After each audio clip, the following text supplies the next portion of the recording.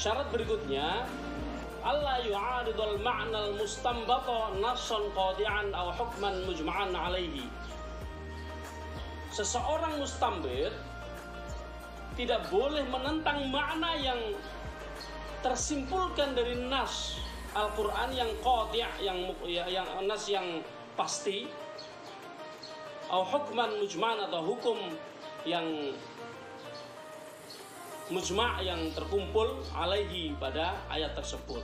Jadi seseorang harus menggunakan makna yang muncul di dalam ayat yang menjadi dalil dari sebuah hukum itu sebagaimana mestinya, tidak menentangnya gitu. Allah yakunal istimbat itu tidak boleh fima tentang sesuatu la yumkinut tawasul, yang tidak kita bisa sampai, yang kita tidak bisa sampai kepadanya, ilaihi, yang tidak bisa kita jamah, kama'rifatil ghaibi, tentang bagaimana mengetahui hal yang gaib. Fa innahu, sesungguhnya hal yang gaib itu la yumkinu li ahadin, tidak memungkinkan bagi seseorang al-wusul, untuk sampai li hadhil ma'lumat, sampai kepada pengetahuan ini, illa an tariqil wahyi, kecuali dengan cara mendapatkan wahyu seperti para nabi minallahi subhanahu wa ta'ala, dari Allah subhanahu wa ta'ala. Kemudian yang terakhir adalah ayakunal makna al-mustambat, makna yang diistimbatkan itu, yang disimpulkan itu murtabaton bil Qur'anil Karim irtibaton sahihan, harus terikat dengan Al-Qur'anul Karim dengan ikatan yang benar. Fa idza kana irtibatuhu ghairu sahih, kalau kaitan-kaitan dari yang disimpulkan itu tidak benar, kaitannya dengan Al-Qur'an, dengan nas Al-Qur'an tidak benar, fala yuqbal, maka istimbatnya tidak bisa diterima. Ya, oke ya. Jadi syarat-syarat istimbat seperti itu.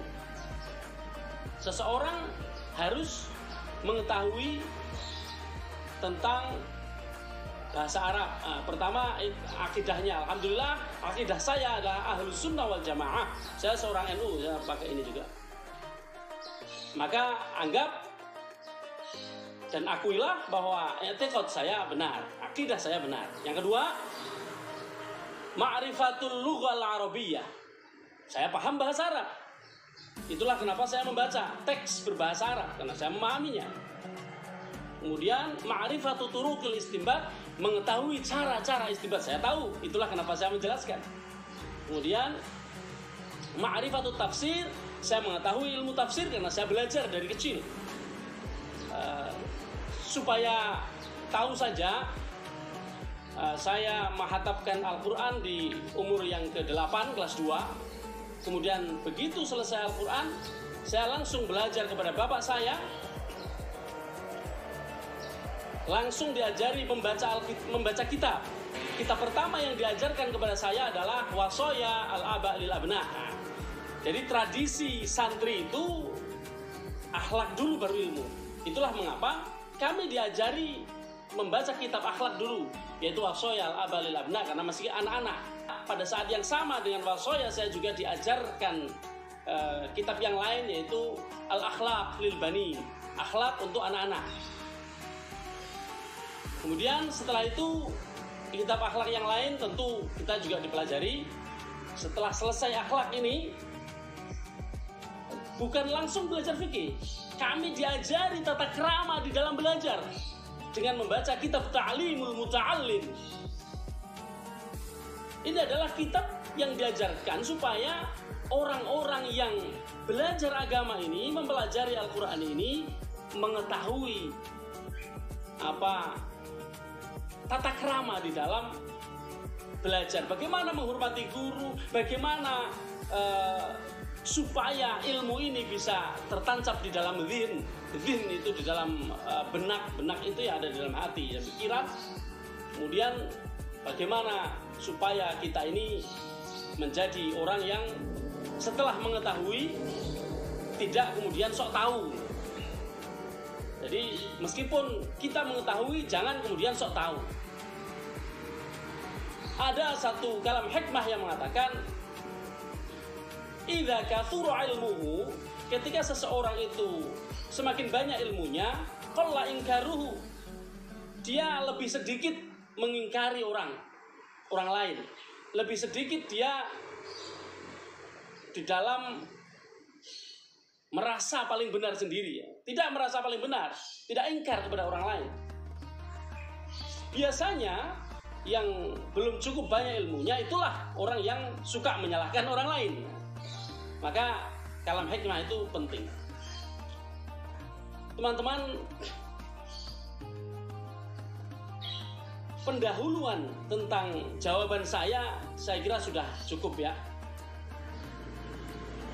Kita langsung akan masuk ke materi tentang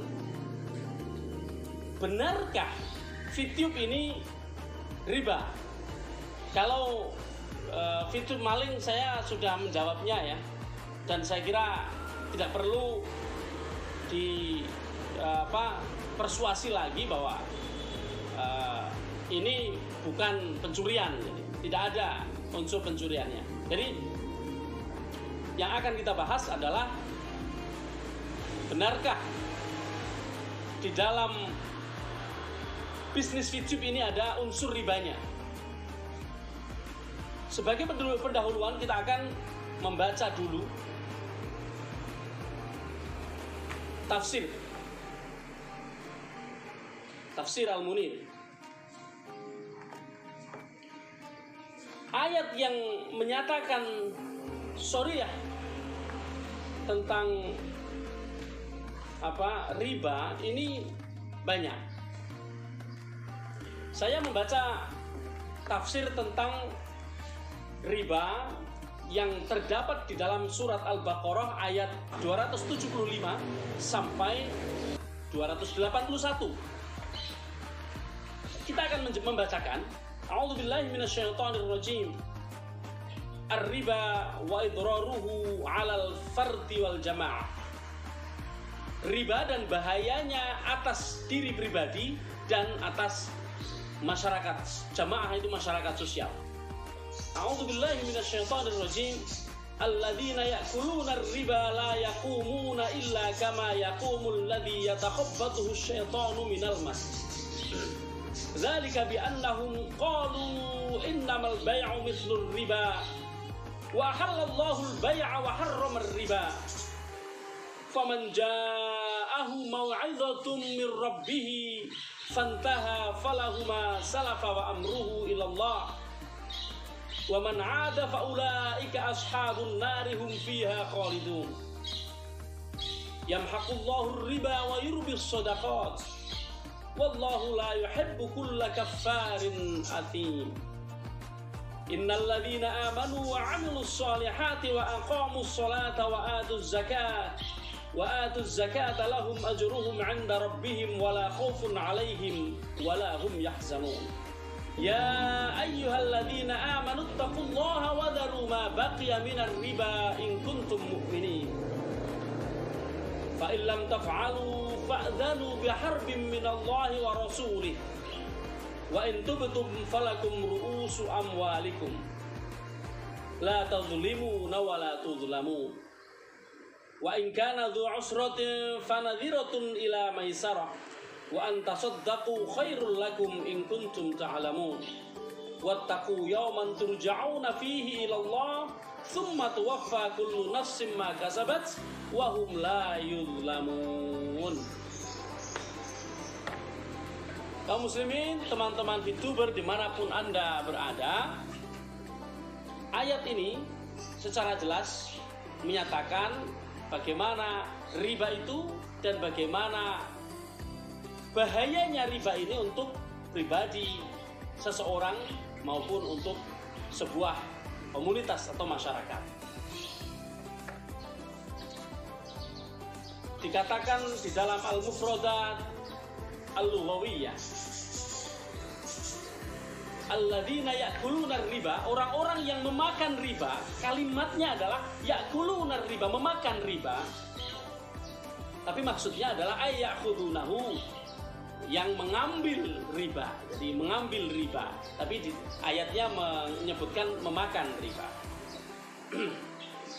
Nah, abbaru bil akli diibaratkan dengan memakan, anil akhdhi, dari perbuatan yang sebenarnya mengambil, awil intifa' bir riba, atau memanfaatkan dengan cara riba, li'annahu al-ghardul asasi bihi, karena li'annahu al-ghardul asasi minhu, karena memakan adalah tujuan yang asasi, itu tujuan yang mendasar dari pekerjaan mengambil, dari perbuatan mengambil. Kalau yang diambil itu harta, pada dasarnya tujuan utamanya adalah memakannya. Ai an aghlaba halatil intifa' huwal akal, yaitu umumnya seseorang mengambil manfaat yaitu dengan memakannya. Muludhalika, ayat ini, kalimat ini mengandung wa yashmul dzalikal akhira, orang yang mengambil, wal mu'ti, dan orang yang memberikan. Jadi riba itu mencakup orang yang mengambil maupun yang memberikan. Liqaulihi sallallahu alaihi wasallam, karena adanya hadis Rasulullah yang menyatakan la'ana Rasulullah sallallahu alaihi wasallam aklan riba, memakan riba, wa muwakkiluhu, dan orang yang mewakilinya, wa katibuhu, dan orang yang menulisnya, wa syahidihi, dan orang yang menyaksikannya. Jadi orang yang melakukannya, orang yang mewakili perbuatan itu, orang yang sekretaris yang mencatat, maupun orang yang menyaksikannya, biasanya notaris, itu semuanya dilaknat oleh Allah Subhanahu, oleh Rasulullah Sallallahu Alaihi Wasallam. Wariba fil lughah, riba secara etimologis, secara bahasa adalah az-ziyadah, yaitu tambahan. Wa fi syar'i, dan secara syariat atau secara agama, secara istilah, ziyadatu malin makhsusin, riba adalah bertambahnya harta tertentu, bila audin, tanpa adanya padanan atau perimbangan, fi muawadati malin bimalin, di dalam tukar menukar harta. Awiz ziyada, atau tambahan, fil muamalah, di dalam muamalah, mim bai'in au qardin, berupa jual beli atau pinjam meminjam, bin nuqudi, dengan uang, wal mat'umati, dan bahan makanan, fil qadari awil ajal, dalam ukuran maupun tempo pembayaran. Wahada fi ra'yi Syafi'iyah, ini adalah istilah menurut para ulama Syafi'iyah, para ulama di dalam madhab Syafi'i. Wa hasarahul Malikiyah, diringkas oleh para imam madhab Maliki, fi riba al-fadl, di dalam riba fadl, fil muqtatatil muttakhar, dengan istilah tabungan. Wa amma fi riba an-nasi'ah fahum kasyafi'iyah, adapun di dalam hal tentang riba nasi'ah, para ulama madhab Maliki pendapatnya sama dengan para ulama madhab Syafi'i. Wa ammamahul Hanafiyah wal Hanabila an kulli makilin wa mawzunin, sedangkan oleh para imam madhab Hanafiyah dan Hambali, madhab Hambali dan madhab Hanafi, mereka menjadikannya umum, yaitu pada setiap kulli makilin, setiap barang yang diukur, wa mauzunin, dan barang yang ditimbang. Demikian yang disampaikan, yang kita baca dari kitab At-Tafsir Al-Munir, tulisan Profesor Dr. Wahbah Az-Zuhaili, salah satu ulama modern yang banyak menulis buku-buku. Nah, begitu banyak tulisan beliau. Sebenarnya kalau kita membaca kitab tentang riba ini menjadi begitu panjang karena tafsir dari ayat yang tadi itu kalau kita baca runtut, kita baca halaman per halaman, ada begitu banyak jenisnya, ada begitu banyak penjelasannya. Tapi di sini kita akan membaca sedikit saja. Di dalam tafsir ini disebutkan al-mawdu' ats-tsani tahrimur riba wa i'lanul harbi an aklatihi minallahi wa rasulihi, pengharaman riba dan pengumuman untuk diperangi, pengumuman dari Allah dan Rasulnya untuk memerangi para pemakan riba itu. War riba fil lughah, riba di dalam bahasa adalah ziyadah mutlaqan, yaitu tambahan secara mutlak. Yuqalu riba syai' yarbu, riba adalah sesuatu yang berkembang. Idza zada, ketika dia bertambah. Wa fi syar'i, dan secara syariat, fadlu malin biduni 'audin, tambahan harta tanpa adanya 'aud. 'Aud itu perimbangan, atau kalau zaman dulu bisa barter misalnya, sekarang ya uang misalnya. Uang dan barang. Fi mu'awadati malin bimalin, dalam pertukaran barang dengan barang, harta dengan harta. War riba naw'ani. Nah, di sini ada disebutkan riba itu ada dua macam. Tapi nanti akan saya sampaikan beberapa macam riba yang sudah dikaji oleh para ulama fikih. Tapi di sini disebutkan riba naw'ani. Riba itu ada dua pada dasarnya, itu riba an-nasi'ah, riba nasi'ah, war riba al-fadl, dan riba fadl. Riba nasi'ah itu pada intinya adalah aziyadah, pertambahan al-fi'aliyah fi ahadil 'audaini, dari dua barang yang ditukar, bisa babil ajal, karena sebab waktu atau tempo, au ta'khir taslimi ahadil 'audaini, atau mengakhirkan dalam menyerahkan salah satu dari dua barang yang ditukar. Li ajalin biduni ziyadah, untuk suatu masa yang ditunda, untuk suatu penundaan. Nah, ajal itu penundaan. Wa yakunu imma fil qardi, ini terjadi baik fil qardi di dalam hutang piutang, au fil bai'i, ataupun di dalam jual beli. Wa suratu fil qardi, adapun gambaran riba di dalam hutang piutang adalah ayatimmal qardu, ayatimma iqradu qadrin muayyanin minal mali li zamanin mahdudin kasanatin au syahrin ma'a istirati ziyadatin 'indal wafai bisababi imtidadil ajal. Seseorang berhutang untuk suatu masa tertentu, misalnya 1 tahun atau 1 bulan, ma'a istirati ziyadatin, dengan syarat hutang itu ditambah 'indal wafa, ketika nyaur, ketika membayar hutang. Bisa babi imtidadil ajal, karena modotnya, imtidad itu modot itu ya molornya ajal itu penundaan. Jadi utang kemudian ditentukan waktunya, tapi karena ini waktunya cukup panjang, maka harus ada tambahan ketika mengembalikan. Wa hadza huwa alladhi kana muta'arifan fil jahiliyyati bainal arab. Inilah yang dikenal di antara bangsa Arab. La ya'rifuna ghairahu, mereka tidak mengetahui yang lain. Fakanu yadfa'una al-mala 'ala ayakhudhu kull syahrin qadran muayyanan. Mereka membayar harta setiap bulan dengan ukuran tertentu.